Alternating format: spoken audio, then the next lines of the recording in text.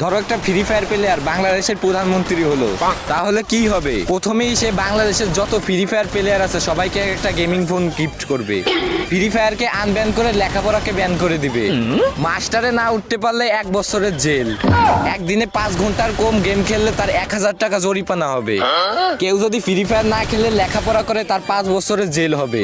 আর তুমি যদি প্রধানমন্ত্রী হতে পারতা তাহলে তুমি কি কি করতা? কমেন্টে বলে যাও তো।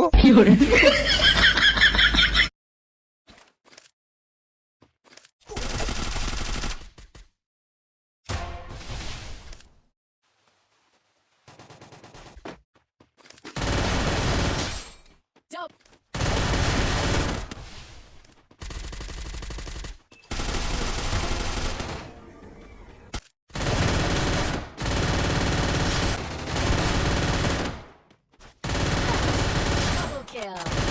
Triple kill.